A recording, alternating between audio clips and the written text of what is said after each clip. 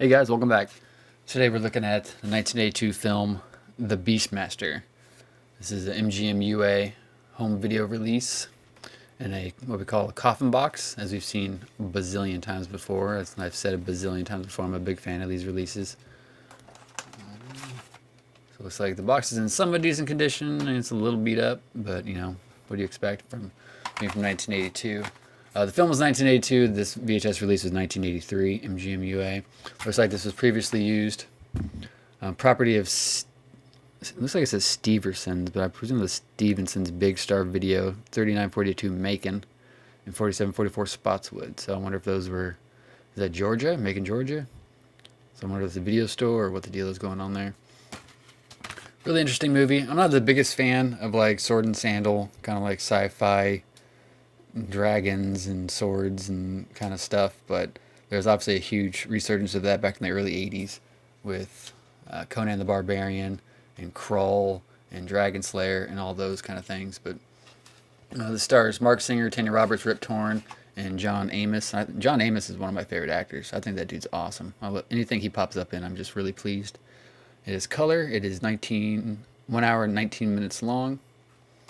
I said the tape seems to be in decent condition. Obviously that sticker is covering up the beautiful silver sticker we got going on there. The one funny story I have about Beastmaster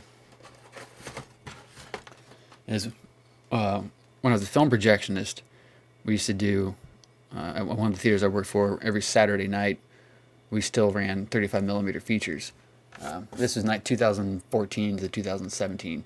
Every Saturday night we had a thing called The Late Show, and we do old movies, classic movies on 35mm in the one auditorium that could still do 35mm in Kansas City. And we'd booked a print of the Beastmaster, and a lot of the times that the studio wouldn't send you one, you'd have to get it from a private collector.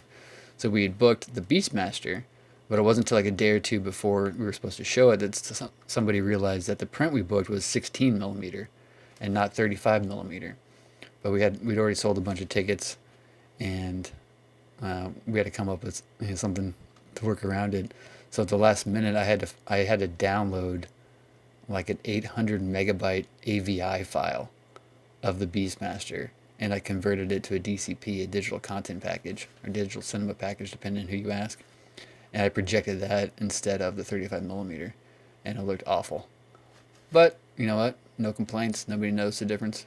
But I had to do that a lot, where at the last minute something fell through. I've actually ripped movies from YouTube and had to project them, using VLC player or something off of a laptop. But that was a fun weekend trying to get that figured out. But obviously this movie was written based on a book, but written for the screen and directed by Don Coscarelli, who got famous a few years earlier with the Phantasm franchise. Later went on to do some other good stuff like Bubba Hotep and whatnot.